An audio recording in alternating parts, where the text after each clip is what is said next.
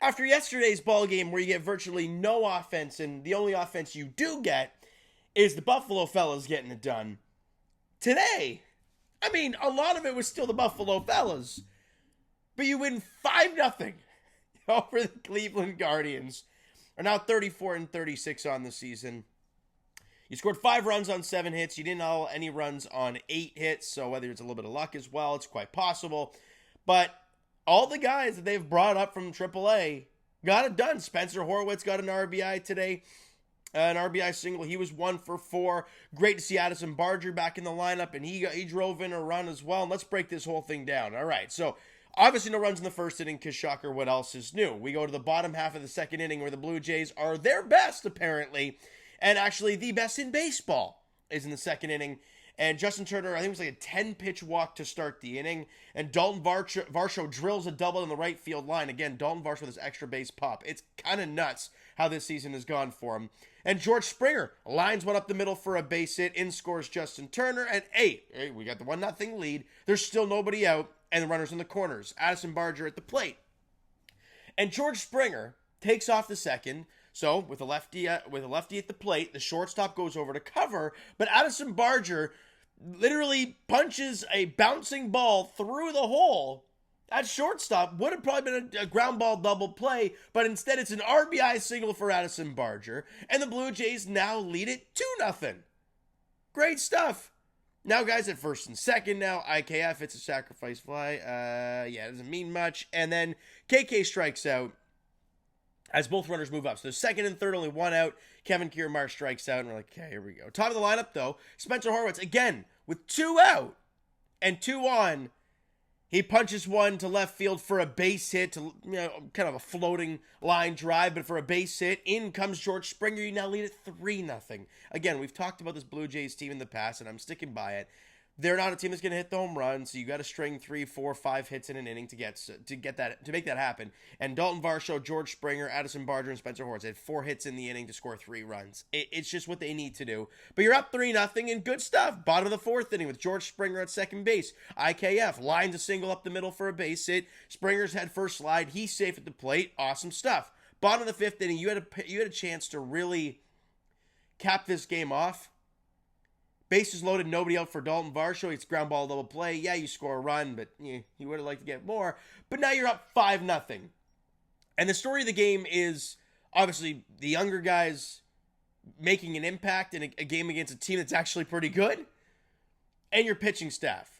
You didn't have a real starting pitcher today. Trevor Richards got the open again today, and the bullpen was good. 2 1/3 for Trevor Richards, 1 hit allowed, 1 strikeout. He was good. Tim Meza still stinks. He went 1/3 of an inning, allowed 2 hits and nothing more. Zach Pop got the one guy out that Meza couldn't, right? It was 2 out, and then he allowed 2 straight hits, and now you're a little hairy. So they bring in Zach Pop, and he gets the one guy to end the inning. Then Bowden Francis goes out there, and he picks up the win today. He's now 3-2.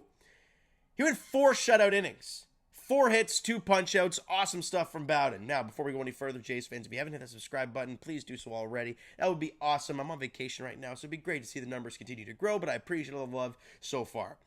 Great job from Bowden Francis. He was awesome in his outing today. That's through 3 innings, right? So it was a 3-0 game when he entered. And the fact that he went 4 shutout innings and was allowed, with a 5-0 lead now, you bring in Jesus Cabrera. He allows a hit, but nothing more, and they get a double play to end the inning. And Nate Pearson allows a leadoff walk, but nothing more, gets a strikeout. Clean job. You didn't have to use Jimmy Garcia. You didn't have to use Chad Green, and you won a ball game. It's nice. Don't expect it often, but it was nice to see a win today. Right? It really was. To see the young guys get it done. Let's see what we got here. Spencer Horwitz, as I mentioned, 1 for 4, but he drove in a run. I don't care. Vladdy broke up his 0 for 19 skid, but an infield single, so okay. He went 1 for 4. Justin Turner may have gone 0 for 2, but he walked once and started that rally in the second inning. Dalton Varsho 1 for 4, but I don't care. You scored a run, and it was an extra base hit. Fine by me. George Springer 1 for 3, scored 2 runs, had an RBI, and walked once. Made an impact today, so that's good. Addison Barger obviously 1 for 3 with an RBI, and he walked once as well. So got on base 2 of the 4 times. He came to the plate, so good on Addison for that in his first game back to the big leagues. His first go around, we all know, was a little bit skittish. He wasn't all that great. And then when he went back to Buffalo, even the numbers down there weren't all that spectacular. So to see him come up here and get a hit and an RBI and walk in his first game back, good stuff for Addison Barger. And Isaiah Kiner-Falefa continues to be this team's probably most clutch hitter. He went 2 for 3 with an RBI single, scoring George Springer. He only had 7 hits. Again, it's not great. 7 hits more often than not for the Blue Jays won't get it done. We talked about that second inning. They had 4 hits. They had 3 the rest of the game. So take that for what it is. They only struck out twice. Again, Carlos Carrasco's no good, so fine. You walked 4 times. So it was a good offensive approach today. That's how I'm going to word it. They didn't have a great offensive day, but they had a good approach at the plate. So we'll take that and we'll move on from it. Now, the finale of this series goes tomorrow afternoon. It's a 1:37 first pitch.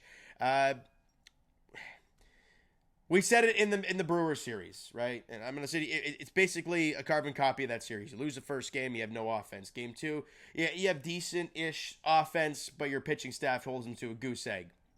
Now, tomorrow's the finale. Ben Lively gets the ball for the Guardians. He has a 2.59 ERA, a 1.11 whip, 48 punch-outs in 55 innings. He's been great for them. And the thing I find just so weird about this guy, and I said it on the Blue Jays Center podcast, his numbers this year are great. Last year, he had 19 games, 12 starts with the Cincinnati Reds, who went 4-7 with a 5.38 ERA and 88 innings. So a pretty good sample. Before that, he hadn't pitched in the big league since 2019. And even in 2019, 1 game. In 2018, 5 games. Or sorry, I guess 10 games combined if you combine his time with the Kansas City Royals and the Philadelphia Phillies. Bottom line, he's been no good wherever he's gone. And at 32 years of age with the Cleveland Guardians, he's figured it out. So we'll see what happens tomorrow. I don't know how it's going to go, but we'll see. Jose Berrios gets the start for the Blue Jays tomorrow in the finale. Looking for a series dub.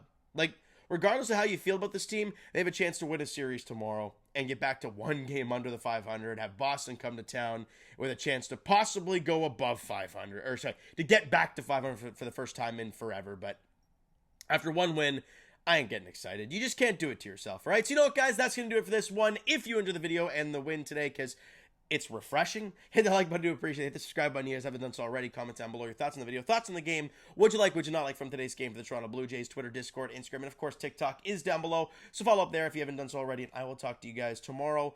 It'll be here still, and then Mondays against the Red Sox will be at the Cottage. So, and if you want to follow the TikTok page, I might post something on the TikTok page about the Cottage because we've looked at it and it's pretty nice. I don't know. We'll see how it goes. But if you want to follow that up, the links are down below. All right. So thank you guys so much for listening and watching. I hope you enjoyed the video and the win today. Talk to you guys then.